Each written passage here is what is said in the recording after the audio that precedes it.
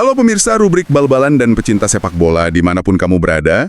Pernah nggak sih kamu merhatiin, kalau kita lagi nongkrong ngomongin bola nih, yang dibahas tuh pasti selalu angka. Oh iya, selalu balik ke statistik kan? Benar banget. Berapa jumlah golnya?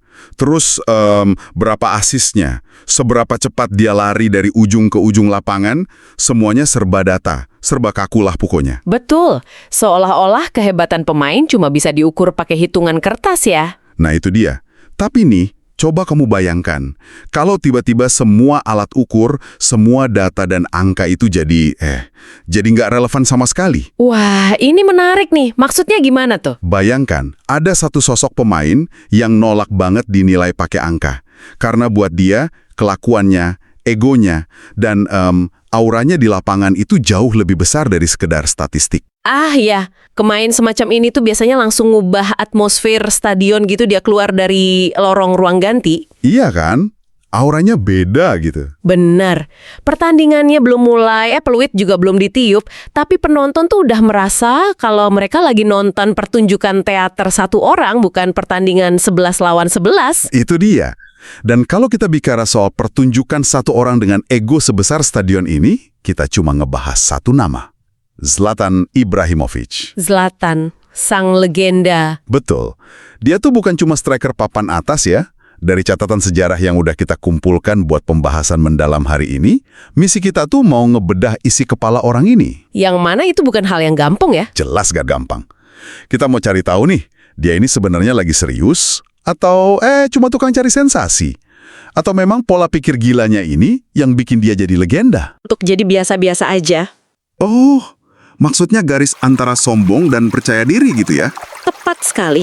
Garis antara arogansi yang bikin hancur dan rasa percaya diri tingkat tinggi itu tipis banget. Banyak pemain hancur karena egonya sendiri. Tapi Zlatan, nah, dia malah pakai egonya jadi bahan bakar. Oke, mari kita tarik mundur ke awal tahun 2000-an buat nyari tahu dari mana nyali gila ini berasal.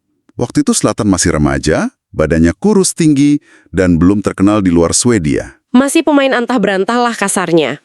Iya, terus tiba-tiba datanglah undangan dari klub raksasa Inggris Arsenal.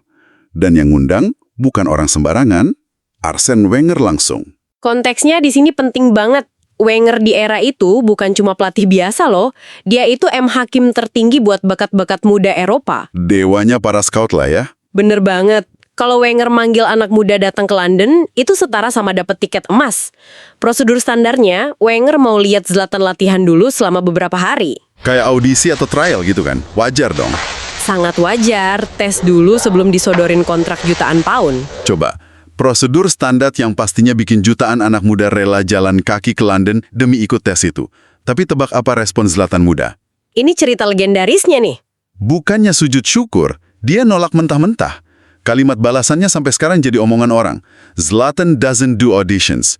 Zlatan tidak ikut audisi. Sebuah penolakan yang nabrak semua aturan main sepak bola saat itu. Nabrak banget. Bayangin dia berani natap institusi sebesar Arsenal dan pada dasarnya bilang, kalian yang harusnya percaya sama nilai saya, bukan saya yang harus tes. Coba bayangin ya, kita bawa analogi ini ke tongkrongan warkop biar makin kerasa gilanya. Ini ibaratnya nih, kita pengangguran, butuh kerjaan. Terus dipanggil interview. Iya, dipanggil interview sama pabrik atau perusahaan raksasa. Pas disuruh tes wawancara, kita malah gebrak meja dan bilang, perusahaan ini yang butuh saya, bukan saya yang butuh tes kalian. Itu nyali dari mana coba? Kalau dipikir pakai logika orang biasa ya pasti aneh. Hasilnya batal gabung Arsenal dong. Tapi anehnya, dia pindah ke Ajax dan karirnya malah meroket. Dunia jadi tahu siapa dia. Kalau kita tarik ke gambaran besarnya, ini bukan cuma soal sombong khas anak muda, ini soal mentalitas. Maksudnya gimana tuh? Zlatan itu udah matok nilai harga dirinya sendiri sangat tinggi sejak awal. Dia nggak ngebiarin orang lain, bahkan pelatih sekelas Wenger buat nentuin seberapa berharga dirinya. Tunggu. Jadi daripada dia ikut tes terus dikasih nilai jelek sama Wenger, dia mending cabut duluan sambil pasang harga tinggi? Tepat. Kalau dia ikut audisi dan gagal, nilainya ditentukan oleh Arsenal. Dengan menolak, dialah pemegang kendali tunggal atas nilainya sendiri. Berarti sebenarnya ada ketakutan juga dong, takut kalau ternyata dia dinilai biasa aja. Itu pembacaan psikologis yang tajam sih. Kesombongan ekstrim seringkali emang jadi tameng buat nutupin rasa takut. Tapi bedanya sama orang biasa, Apa tuh bedanya? eksekusinya. Dia nolak Arsenal, tapi di Ajax dia kerja setengah mati buat ngebuktiin omongan besarnya tadi. Dia mempertaruhkan segalanya di pundaknya sendiri, dan dia menang. Nah, ngomongin soal bukti. Omong besar tuh gampang banget kan diucapin. Kalau nggak ada buktinya, ya cuma jadi bahan tertawaan. Badut doang jatuhnya. Apalagi sepak bola Eropa itu kejam banget sama pemain yang cuma jago ngomong. Iya. Gimana caranya Zlatan membuktikan egonya di lapangan? Ini bawa kita ke laga epik tahun 2012. Timnas Swedia lawan Inggris. Gol yang itu, semua orang yang nonton bola pasti ingat momen ini. Buat kamu yang mungkin lupa, bayangin situasi ini ya. Kiper Inggris keluar jauh dari sarangnya. Bola sapuannya melambung jauh banget ke udara. Posisinya jauh banget dari gawang itu. Jauh, sekitar 30 meter, cus tanpa pikir panjang, tanpa nunggu bola turun buat dikontrol dada, Zlatan langsung lompat. Tendangan salto dari jarak 30 meter. Secara probabilitas aja itu udah nggak masuk akal. Bola masuk dengan indah lewatin kepala bek Inggris. Saya sampai mikir, ini orang manusia apa karakter game sih? Sangat berisiko tinggi. Kalau gagal, dia bakal kelihatan bodoh barat. Di sini nih yang bikin makin menarik. Oke, ngomong gede gampang, tapi salto 30 meter. Bukannya di momen sepersekian detik itu manusia biasa bakal mikir, aduh kalau gagal nyungsep nih, malu ditonton jutaan orang, kok dia bisa senekat itu? Disinilah letak fungsi rasa percaya diri yang setinggi langit itu. Di level elit, keraguan itu penyakit paling bahaya. Bikin pemain jadi ragu-ragu ya ambil keputusan? Benar, pemain biasa akan mikir, tahan bola dulu aja deh, main aman.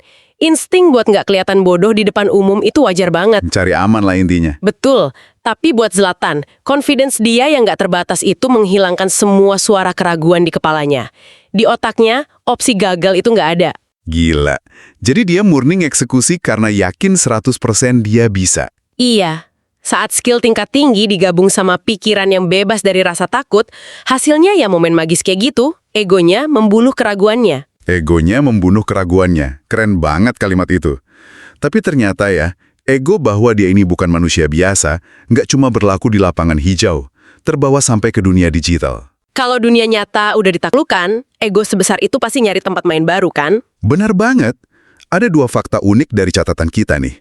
Pertama, dia pernah protes ngomel-ngomel ke pembuat game FIFA. Oh, yang soal rating pemain itu ya? Iya, dia ngerasa nilai rating kemampuannya di game itu kerendahan. Padahal pemain lain kalau dapat nilai lumayan aja udah pamer kegilangan di media sosial. Dia merasa standar dia beda sendiri. Betul. Terus yang kedua, ucapan ikoniknya. Zlatan mulai nyebut dirinya sendiri sebagai singa. Dia bilang, singa tidak membandingkan dirinya dengan manusia. Sebuah pernyataan yang secara terang-terangan misahin dia dari spesies manusia biasa. Oke, mari kita bedah ini bareng-bareng. Protes soal game tuh rasanya udah lebay banget ya. Bocah banget gitu loh. Terus nyebut diri sendiri singa. Bukannya ini udah masuk kategori arogan yang kebangetan? Apa nggak bikin orang sekitar jadi sebal?